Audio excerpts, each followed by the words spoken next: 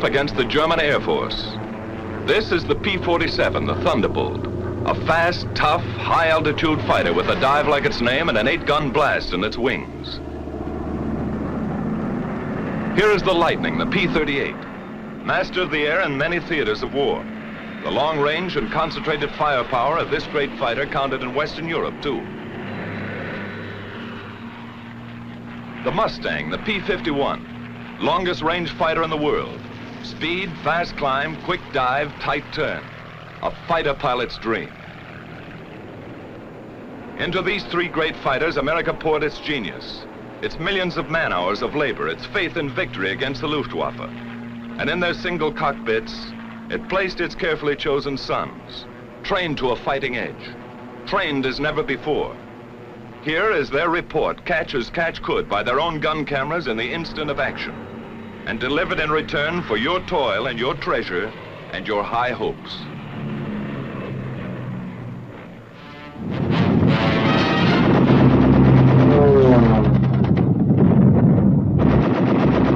Today, the huge missions over Europe must be carefully and elaborately planned. Our flyers can expect any trip to develop into a major air battle. At a dozen scattered airfields, the bombers are assembled and moved to the starting lines.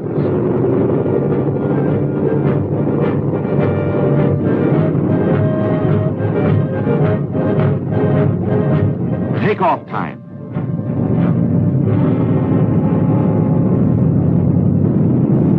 And the imposing forts and liberators thunder into the gray English dawn.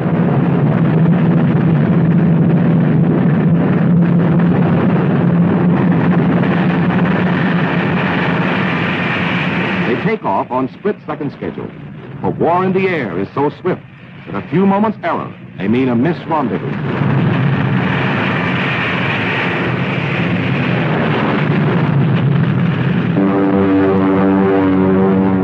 The fighter fields, thunderbolts are ready. They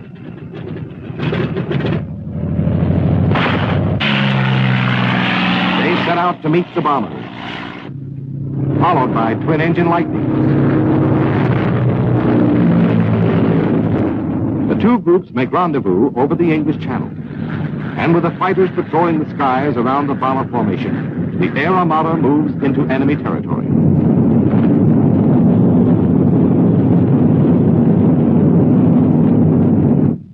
News of the approaching air invasion is flashed through the German warning system.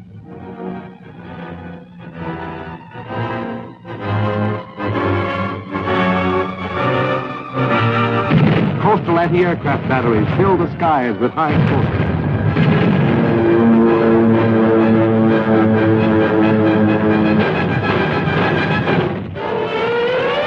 Alarm sirens wail over the German fighter fields, and pilots sprint to their planes.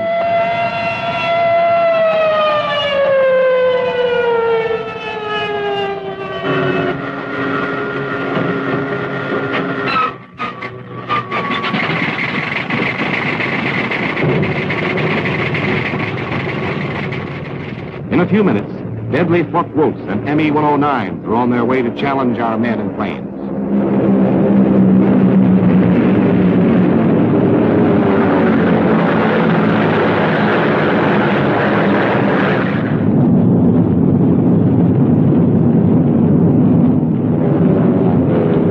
Our fighters peel off to meet the enemy threat, and the battle is on.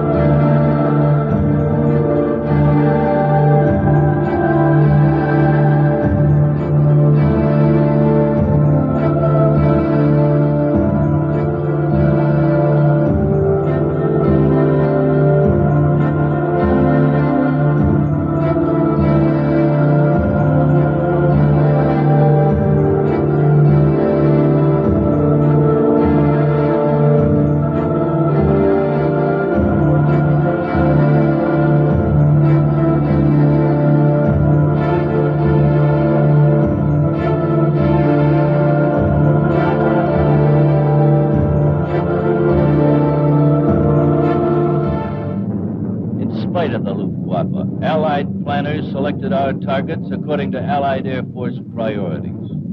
That's why, merely 3 hours after the 4th Bomb Wing had paralyzed the Nazis' Messerschmitt factory at Regensburg, we in the 1st Bomb Wing were on our way to strike Schweinfurt in the face of an aroused enemy. As we began to run into flak, our gunners could feel the entire German Air Force warming up.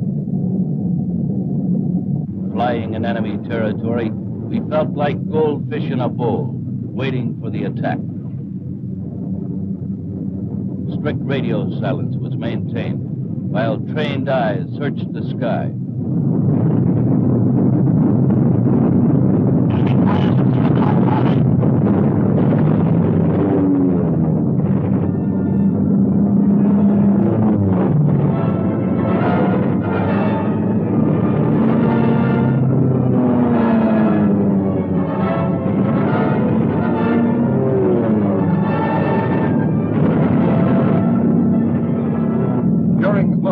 Unleashed every trick. The B-17 suffered the most savage blows since the war began.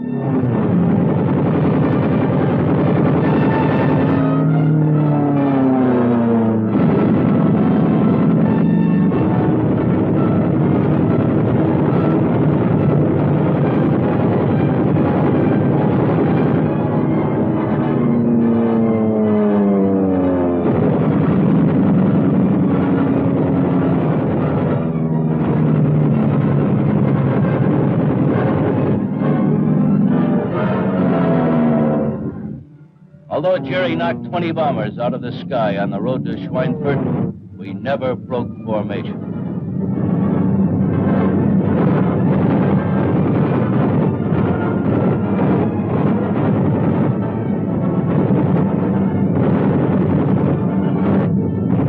Despite the ferocity of the attack, which extended all the way to and from the target, we pressed forward.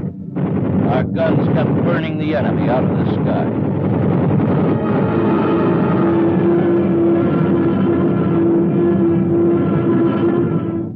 Approaching the bomb run began the most critical defensive period. Now we divided into smaller groups, sacrificing our mutual defensive firepower to bomb the target most efficiently. The crucial moment. The moment around which the entire mission revolved was now in the steady hands of our bombardiers.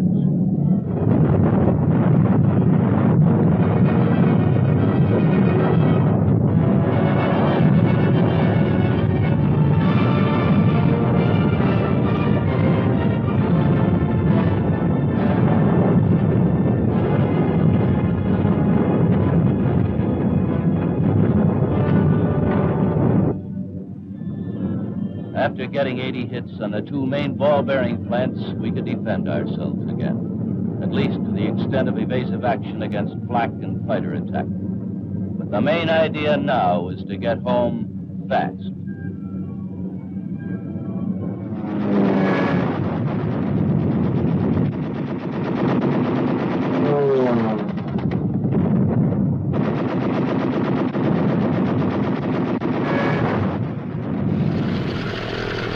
Somewhere out there over enemy territory, near or far on the long route as the bombers go out and come home, each of these fighter formations will make rendezvous with them at a certain point on the exact minute.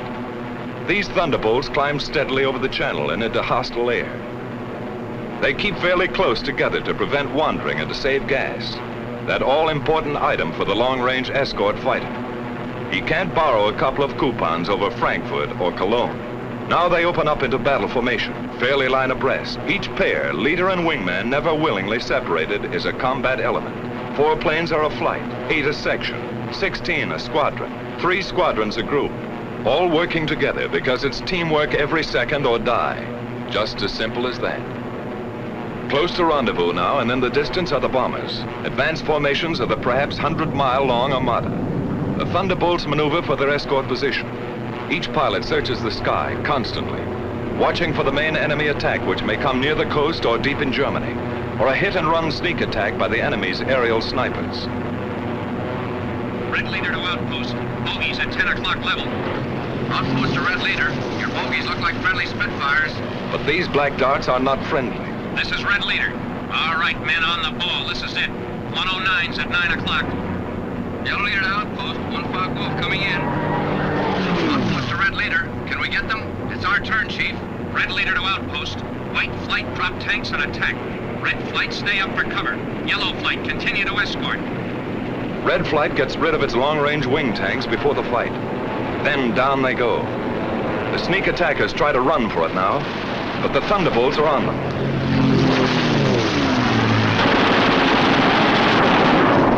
With the touch of the finger on the stick, a camera and 8 machine guns are put into action.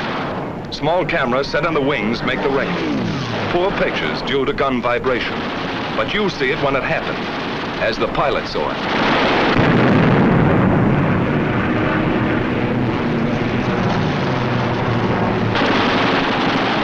Armor-piercing incendiary 50 caliber ammunition makes a flash when it strikes, and how it strikes.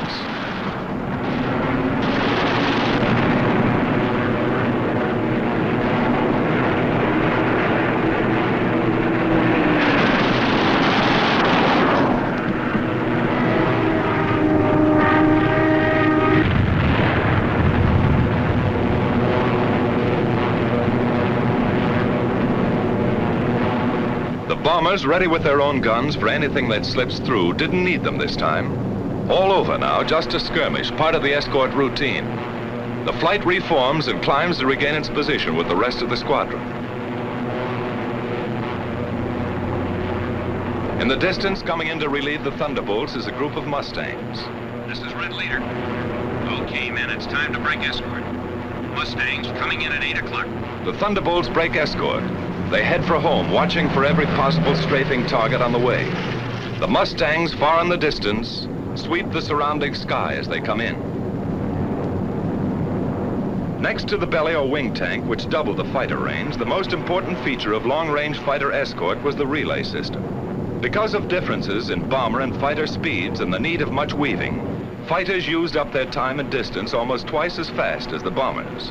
Thus, the same group of fighters could remain with the bombers only 25 to 40 minutes out of a 6 or 8 hour mission, going and coming. And 1,000 fighters might be needed to keep anything from 40 to 100 on the job at all times. While the enemy could strike with 250 at any point he selected, our fighter groups had to relieve one another at rendezvous points all along the route, like this. Simple in diagram, but difficult in the limitless, often weather-blinded spaces of the enemy air. It took planning, leadership, and most of all, it took individual fighting skill and courage to match the enemy's tactical advantages. Forewarned an hour and a half by his radar as our bombers gained altitude over England, he had plenty of time to mass his fighters at his chosen point of attack and to outnumber our escort at anything from 2 to 1 to 10 to 1. This captured film shows how quickly the 109s and the Focke-Wulf 190s got into action. They were as grimly determined to stop these great daylight thrusts into their industrial heart as our bombers and fighters were resolved to press them home to the hilt.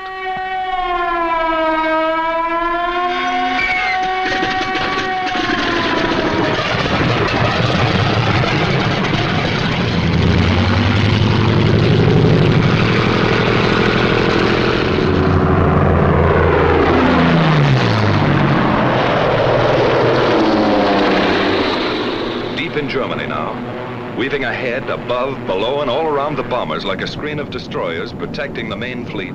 A group of escorting Mustangs watches every corner of the sky. They don't have long to wait.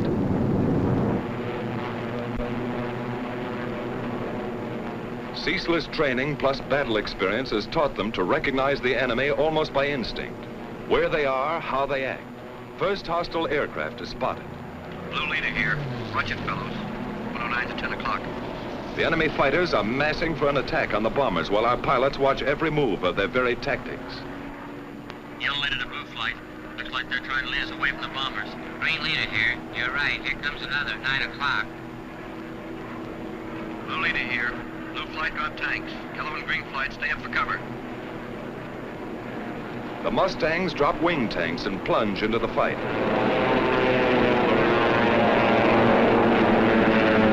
The head-on dive through the fortress's formation is a favorite.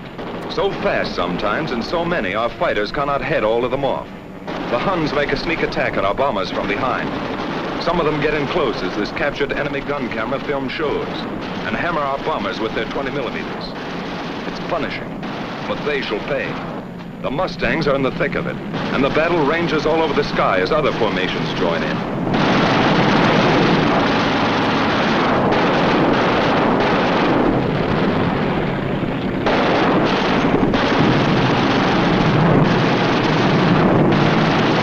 The Jerrys attack in waves and sometimes inflict great damage before they're driven off.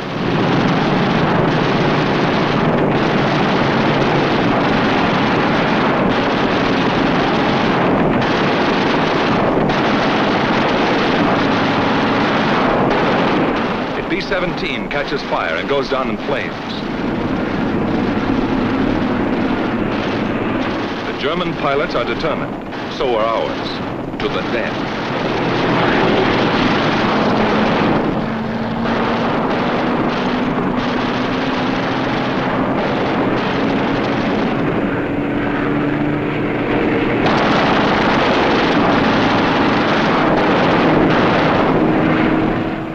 Tail shot off, but still going ahead. And still they come.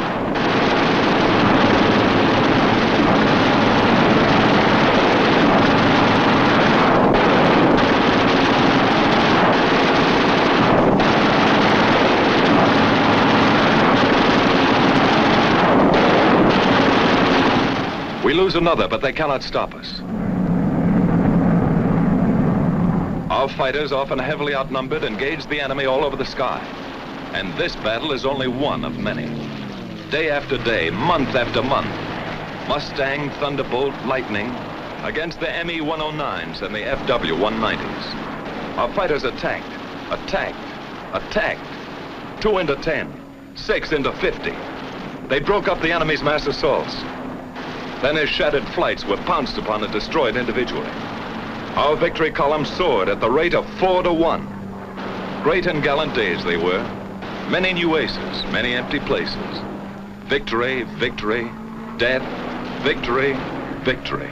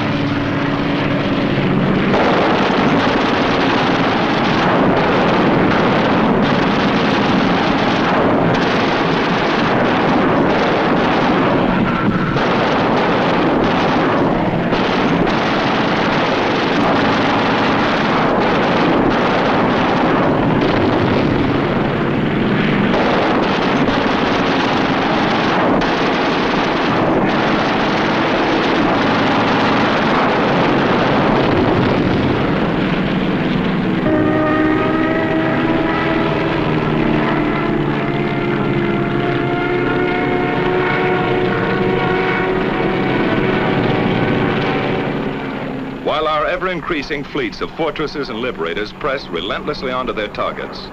Whenever attacked, they defended themselves with legendary gallantry and effectiveness. If a missed rendezvous or other misadventure, due usually to blinding weather, prevented fighter protection somewhere, they suffered heavy losses. But no American fighter ever failed them because of enemy odds, however great. Never was a mission turned back by enemy action. Early in August, General Twining called a meeting of our group commanders. I've called you in today to discuss future air operations against Westing oil refinery.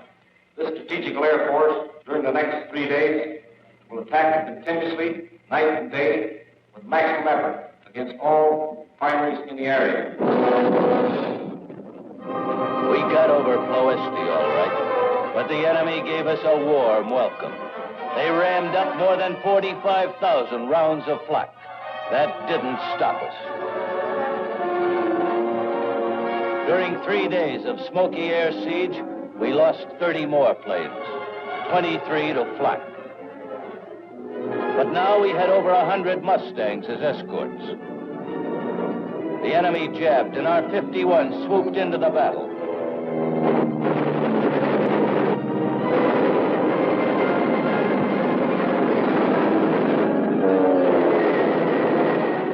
Hit hard, enemy fighter strength fell apart.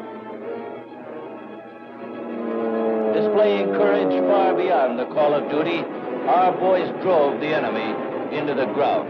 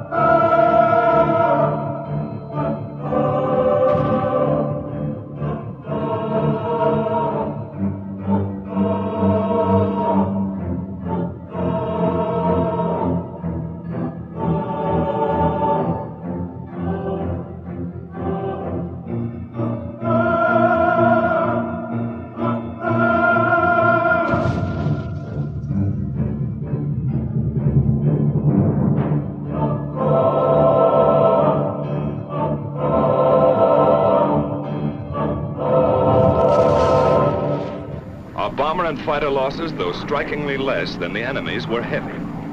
But the home front sent us more bombers and fighters, and more well-trained pilots, and our fleets grew mightier by the month. But the enemy first-line operational strength was maintained also. The great air battle of Europe was still undecided. In February 1944, there was a sudden change. Our fighters were ordered to range wider, even at some risk to the bombers, to seek the enemy instead of waiting for him, and above all, to follow him to his destruction. A gigantic fighter battle raged across the European skies with victories by our fighters alone of 60, 85, over 100 destroyed each day. The fight came down from almost invisible heights to the final decision, perhaps only a few feet above the ground. Enemy warplanes of every kind and in fantastic numbers were splashed all over the landscape of northwestern Germany and occupied Holland, Belgium, France.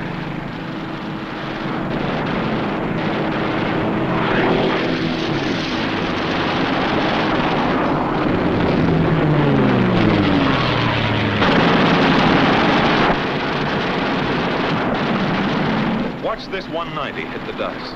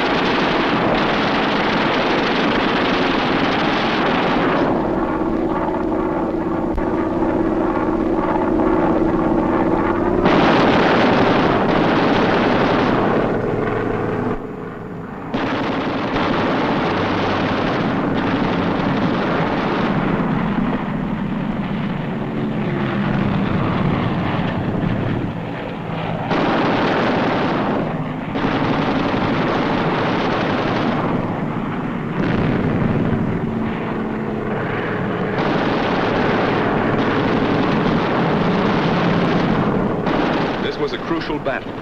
Both sides aware of the coming events and air domination itself at stake. Once again, a better cause, better planning and leadership, better equipment, and beyond everything else, the know-how valor of our fighter pilots gave us victory. Only this time it was decisive. So many of his aircraft exploded over his own forests and housetops, or were driven, flaming wrecks, into the ground. So many of his famous fighter leaders met death at the hands of some grimly determined boy from Illinois, or Wyoming, or wherever, that his morale was shattered. His defense plan was smashed. The Luftwaffe cried, "Enough."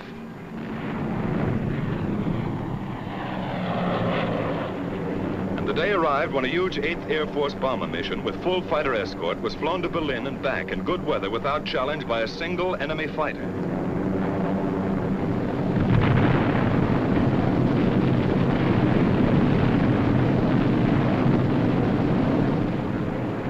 Quickly now, our long-range escort fighters seized their opportunity. Since the enemy did not come up to fight, down they went to blast his planes to pieces and burn them on his own aerodromes all over Western Europe and the very heart of Germany. It was the most savage and devastating fighter ground attack on record. Returning from unchallenged escort duty and on many special missions, they burned his aircraft by hundreds, harried him from one airfield to another. forced on him a degree of dispersal ruinous to his efficiency. His frequently intense light flak, sheets of machine gun fire from flak towers and ground installation cause losses, heavy ones. 4 times as many as the same number of fighters would sustain in aerial combat. These are the films of the victors, and they do not show the cost. But our fighters never flinched, and by their fine courage facing destruction in single-engine planes only a few feet above the ground, 500 miles from their bases, they smashed the heavily concentrated front-line operational strength of the German Air Force forever.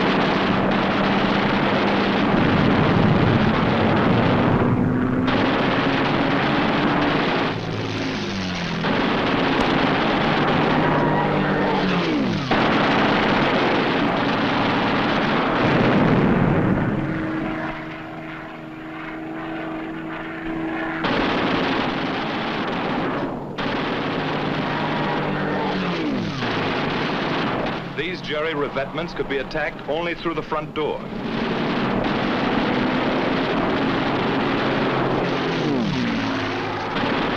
These copied Allied Invasion Day stripes failed to deceive our pilots.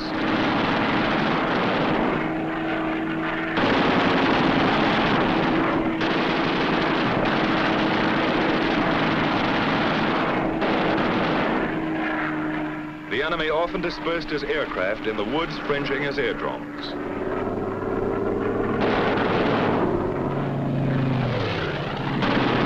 Always open season on this kind of sitting duck.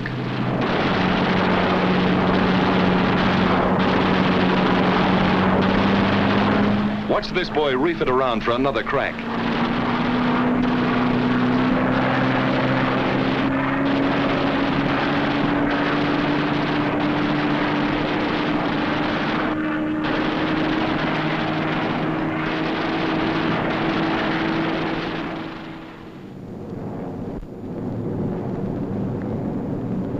The steady, relentless bombing of Germany went on without ceasing. Against the enemy's occasional desperate efforts to intercept, we maintained fighter escort every step of the way. But the sky was ours, and another great opportunity was ours. His teeming, widespread, intricate transportation system. Feeding and supplying the great armies which he counted upon to throw our invasion forces back into the sea. Then something happened.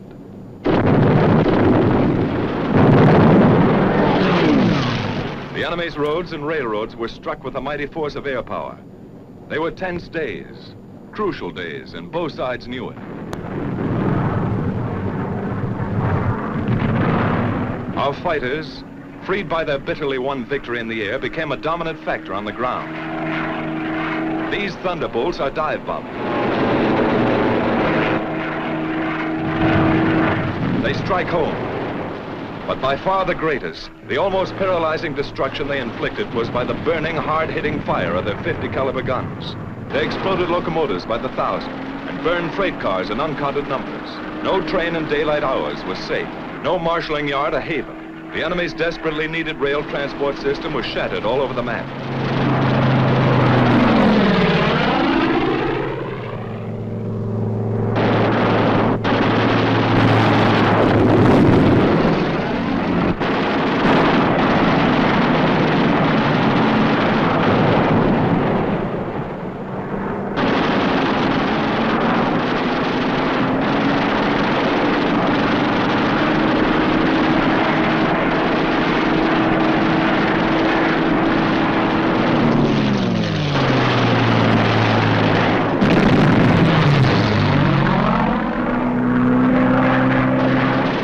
Tank goes up, one of many.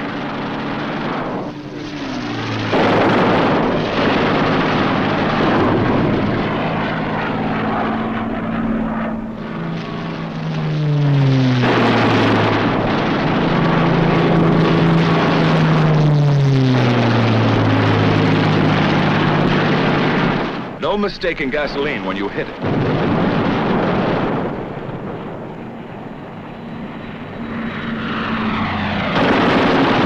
Target too small, even a single railroad car.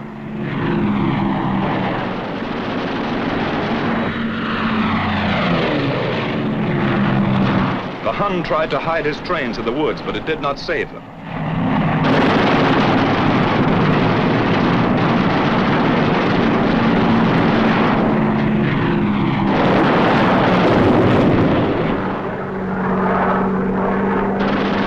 His diversion of traffic to slow-moving barges was no escape.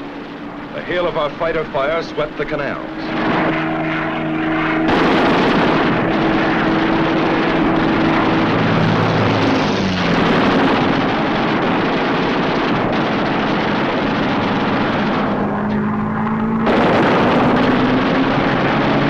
Flak towers like these cause us lots of damage. They took plenty in return. Radio and radar stations came in for a special beating. Flak and machine gun defense was forced upon the enemy wherever he hoped to move. It was intense. Watch these bursts of light flak. Much of it our skillful pilots knew how to avoid. Some of it cost us grievous losses. None of it turned us aside.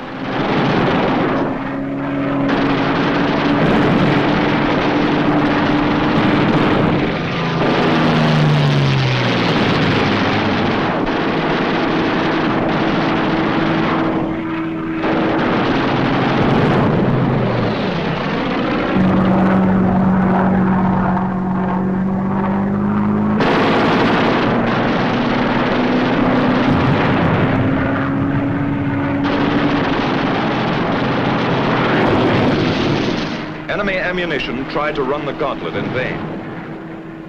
Watch this staff car of a high German officer. Was it Rommel? Could be.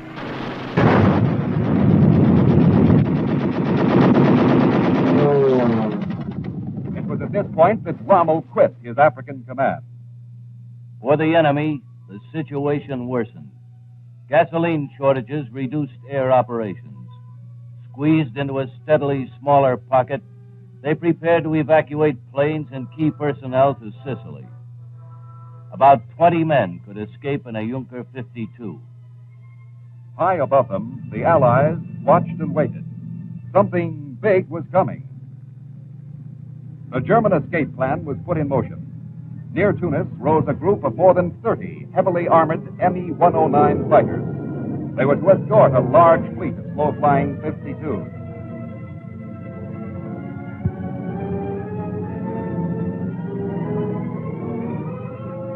The hop to Sicily was a shuttle run of about 100 miles, less than an hour. 100 strong, the transport stretched in a long line on the deck, headed for their Sicilian sanctuary. They didn't get very far.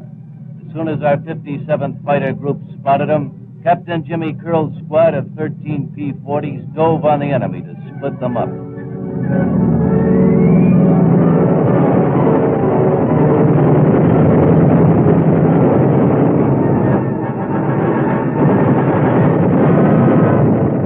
We had been chasing Germans since July 1942, but we never had a chance like this famous afternoon.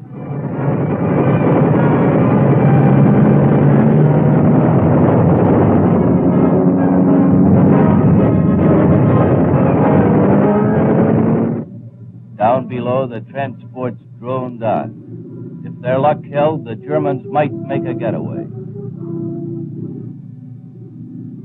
Their luck ran out.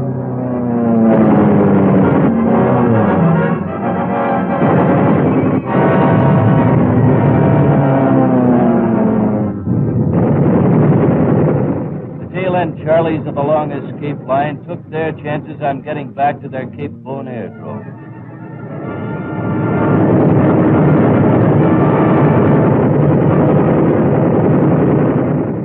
Some of them made it, the hard way.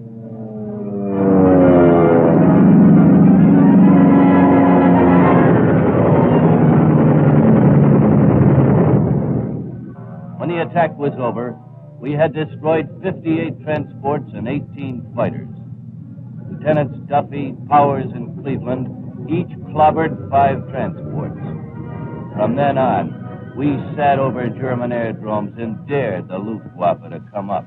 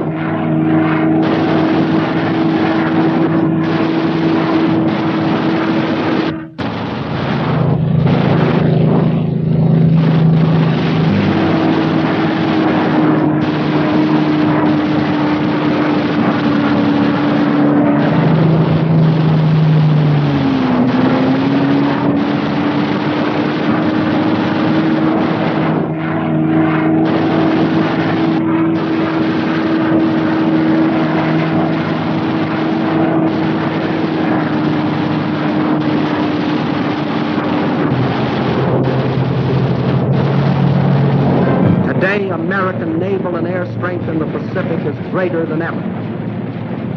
In the Battle of Midway, the Japanese have come to know our marksmanship. They've had more lessons in the Coral Sea, the Solomons, the Bismarck Sea.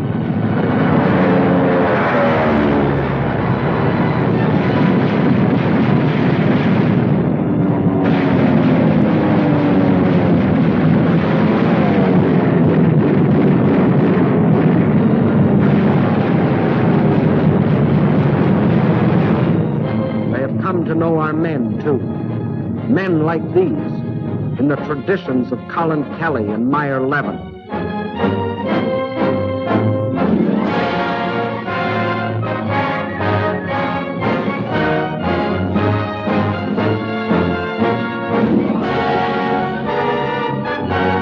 They will get to know them still better.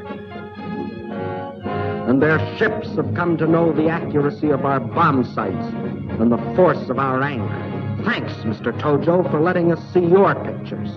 Now take a look at some of ours. These are your ships, Mr. Tojo. And these are your subjects, but our prisoners. You remember December 7th, gentlemen of Japan.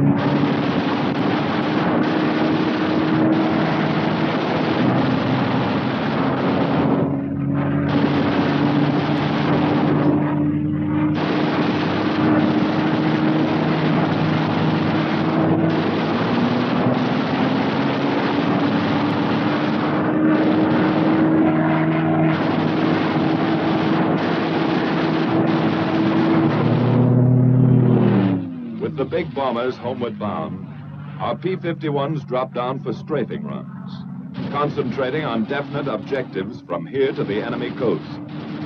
Skimming along at maximum speed, the fighters pair off and go to work cutting vital Jap lifelines, blasting away at communications, radio installations, power lines.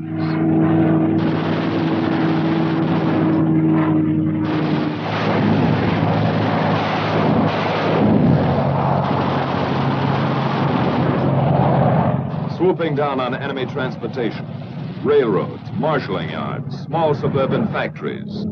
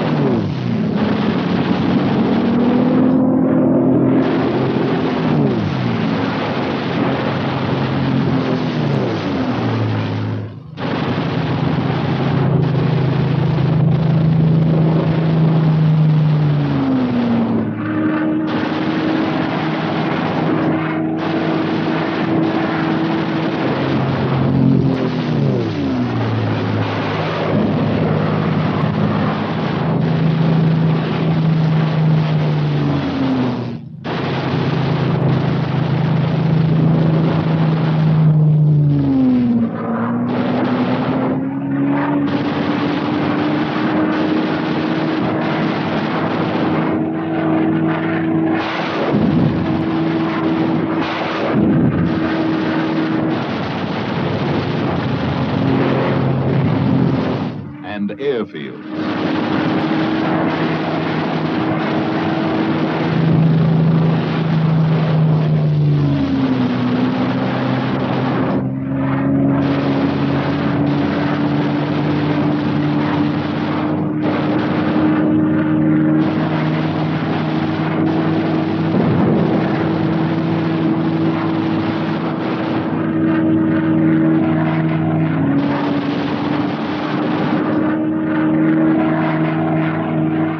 On to shipping targets.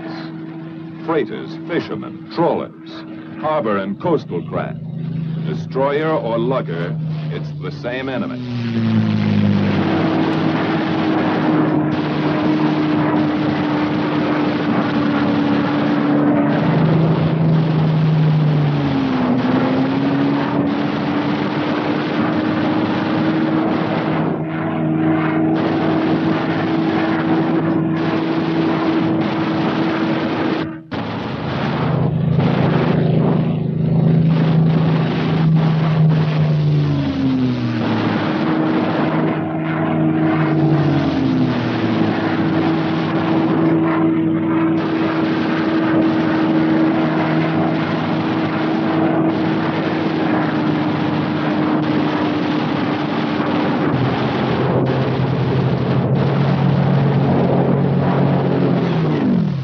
Spring of the war finds us on Okinawa, doorstep of Japan.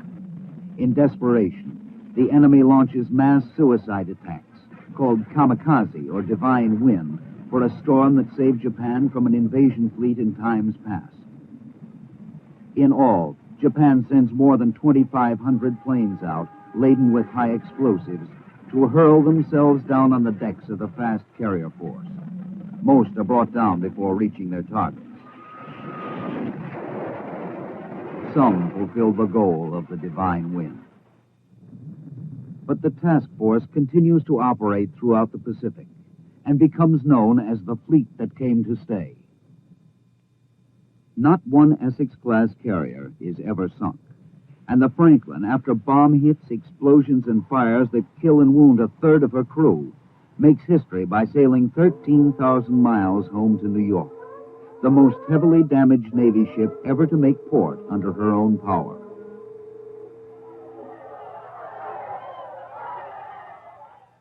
With the Japanese surrender in 1945, a war ended in which the aircraft carrier had taken the place of the battleship as the spearhead of naval power.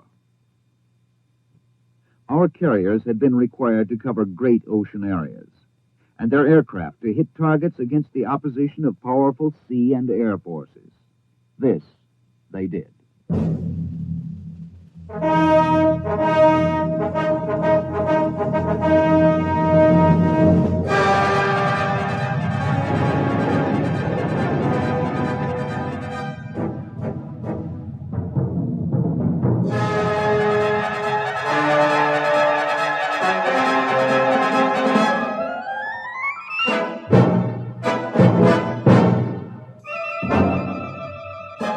At the struggling home of housetop altitude, one B-17 with wounded aboard was committed to a crash landing.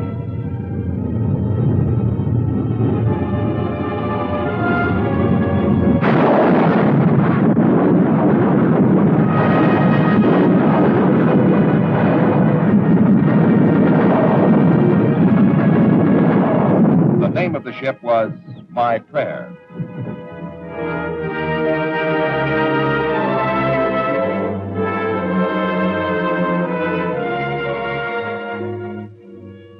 The anniversary battles lost us more men and aircraft in a single day than the 8th Bomber Command had lost in our first 6 months of operations over Europe. We who carried the war 500 miles to the enemy's industrial heart knew better than anyone how expensive it was. We had lost 60 bombers and their crews. There are remembered names in the mess halls. Major Gerald Johnson, a crack shot. Major Goodson, gallant fighter. Major Dwayne Beeson, great tactician. Captain Eugene O'Neill, one of the best. Major Don Gentili ran up a flaming record. Colonel Don Blakesley, great leader of 4th Group. Major Walker Mahurin, one of the first and best of the great aces. Major Bob Johnson and all his victories. Lieutenant Colonel Gabreski, with a great career. And Colonel Hubert Zemke, famous commander of 56. A score of victories or more on the records of them all. We in the Air Force know the price of victory.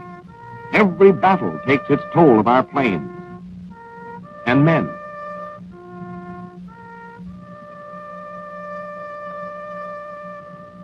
Our enemies think that we will flinch at the prospect of further casualties and settle for a compromised peace.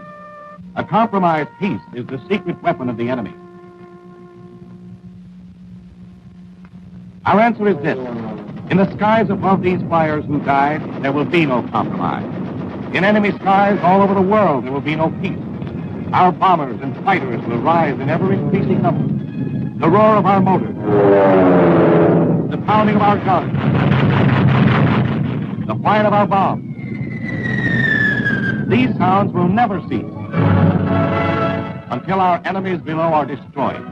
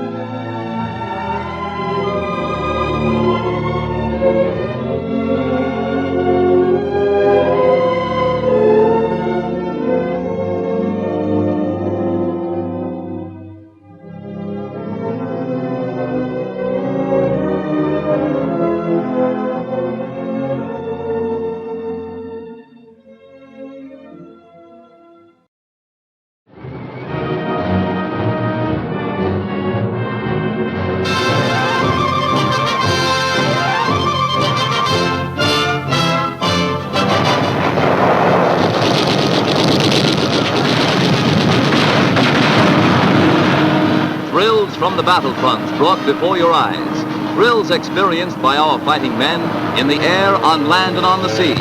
Thrills that bring grim warfare close to home.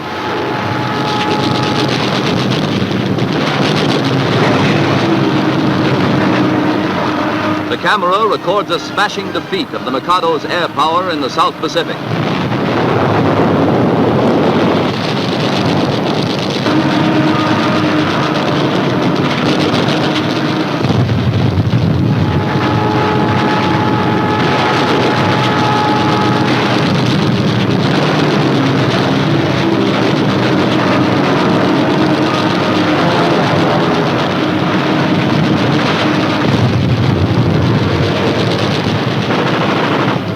Here's the greatest camera thrill of the entire action, the complete scene of a Zero's flaming end.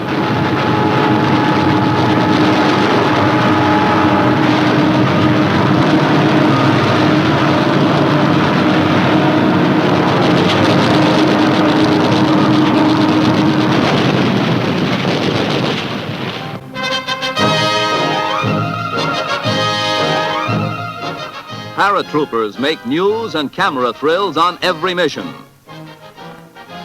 Glider troops, too, are the thrill makers of modern war, riding the big kites that are towed to their targets. Some sky soldiers get downstairs in a hurry. The glider forces coming in for a landing are always likely to make anybody's heart skip a beat, especially when the big kites hit dangerous ground. Some of them have easy landings, but others need plenty of luck. The real thrill is provided by the spectacular and daring paratroopers. Volunteers, every one of them. They like action and thrills, as the camera plainly reveals when a whole regiment takes to the silk in a mass invasion from the skies.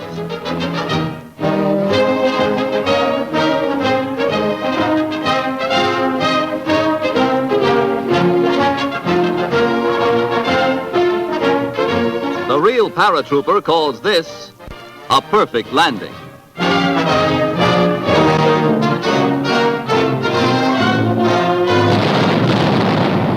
The motion picture camera has never been closer to the deadly fire of enemy guns than in this thrillingly real episode of savage warfare in a South Pacific jungle. The Jap forces are entrenched in strong dugouts and pillboxes only a few yards away. Here come stretcher bearers with a casualty. The battle increases in fury. Through jungle and almost impassable terrain, our ground forces advance, never knowing when a hidden Jap sniper will fire. Our men meet the test of courage and fortitude in some of the most thrilling land action ever recorded.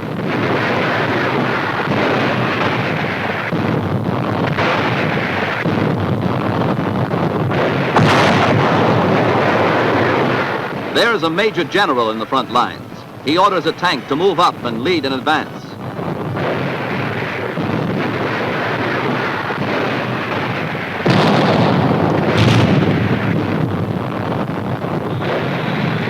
Now flamethrowers go into action to burn the Japs out of a strong position. And there's no more dangerous job than to stand up under fire so close to the enemy.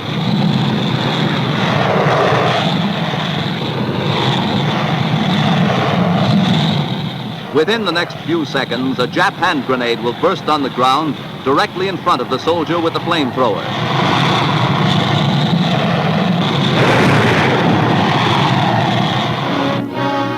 The battle's aftermath, covering the ground like autumn leaves in a forest swept by the storm.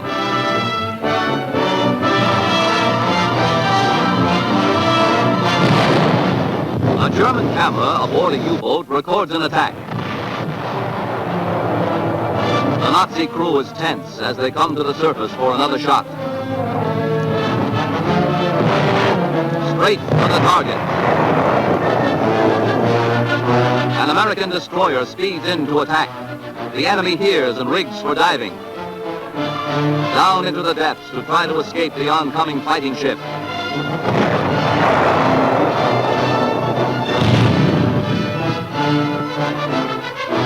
Depth charges are dropped in a deadly pattern.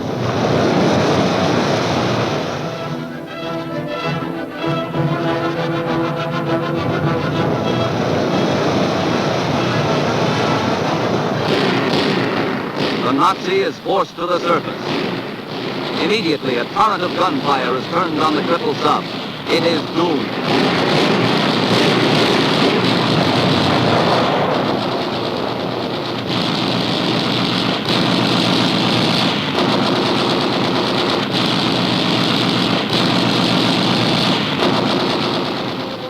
The destroyer sends a rescue boat for survivors. And so ends a camera thrill and its aftermath in mid-ocean.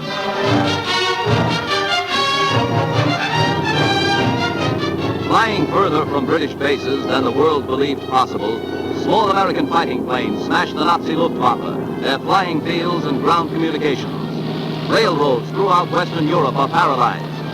A train can't have a foxhole. The bombers, too, have furnished camera thrills, with some of their spectacular missions deep into Germany, to smash into ruins the factories producing enemy aircraft.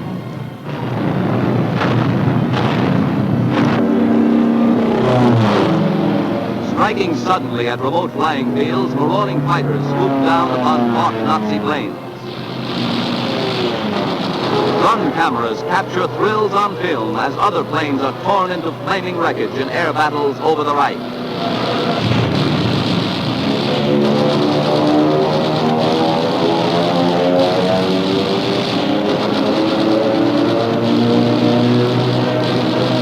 Machine gunners on big bombers boost the score, but the fighter planes rule the air and leave destruction on the ground.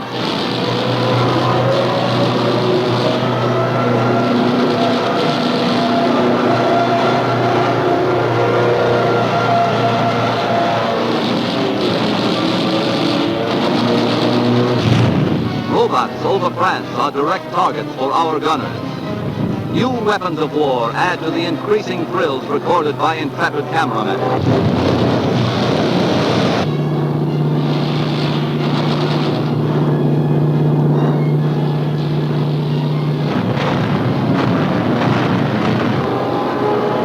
Now the camera catches a disabled American bomber in a breathtaking, dangerous ground loop.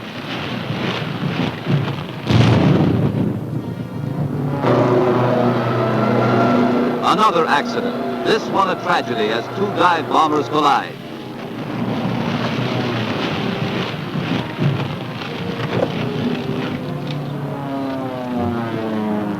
Watch it again. They hit. There goes a wing.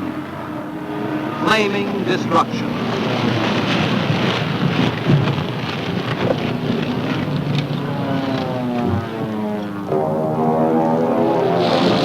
But these things are part of the price that is paid for the skill and perfection which has enabled American heroes of the sky to meet the enemy eye to eye, to outwit and outfight him, and to return victoriously from combat with some of the greatest camera thrills of the war.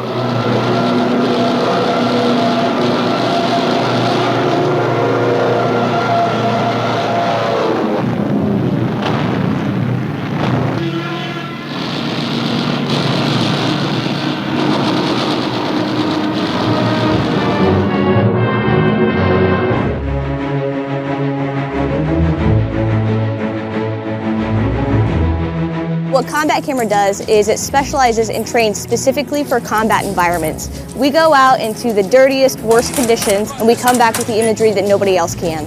We are so focused on the mission that we will give anything to it. We choose this fight. You know, our guys are designed to not be a liability on the battlefield. They're designed to be there to document what's going on, give the commander the information he needs, and if they need to, they can sling that weapon up and become part of the fight, and then immediately go back to taking the documentation and imagery that the commander needs. And by having Combat Camera here, with your professionalism, the video and the stills y'all provide, y'all have taken thousands of pictures for us over the last couple of years. We've enjoyed working with you, and what it's done for us, it allows us to tell a story in a way we just couldn't anywhere near that quality without Combat Cameras. If nobody's there to capture the events like you guys, like Combat Camera, then it goes unnoticed. We need guys like you to bring it to the public, to show what we do and how we do it.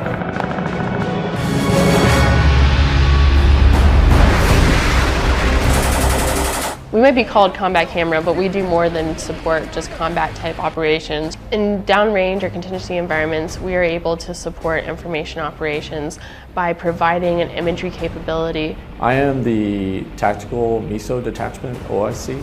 Taking Combat Camera with us to take still photographs can be very important for us. Having Combat Camera to provide additional imagery to parlay that into eventual MISO products. We can use that imagery, whether it's in still pictures or maybe in video products, we can use that as well. Combat Camera has helped us It's been a great collaboration throughout, and it's one that I think hopefully will continue. Our combat cameramen and women are able to provide imagery for things like humanitarian efforts, just like we did during Hurricane Matthew when it hit down in Haiti.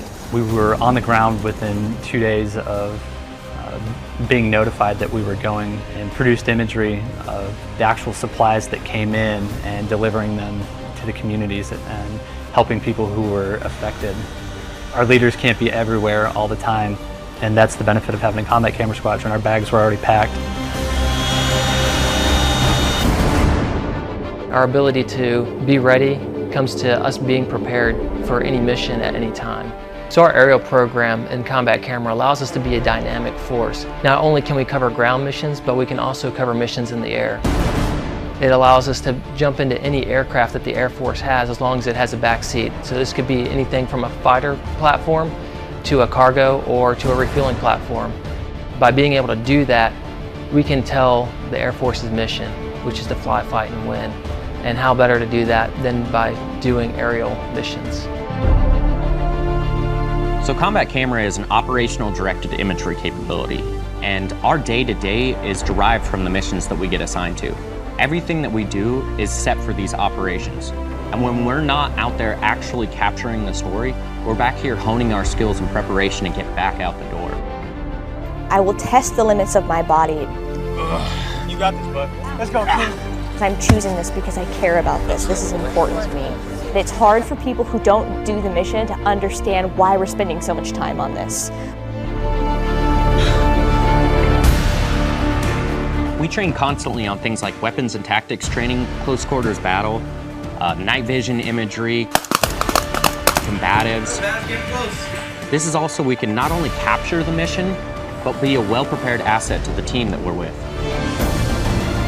So for me, ComCam is the chance to be at the tip of the spear. It's fulfilling to be able to know that you're part of history. It's an extremely rewarding job, and I get to work with great airmen who are extremely skilled, whether that's photo, video, and overall storytelling.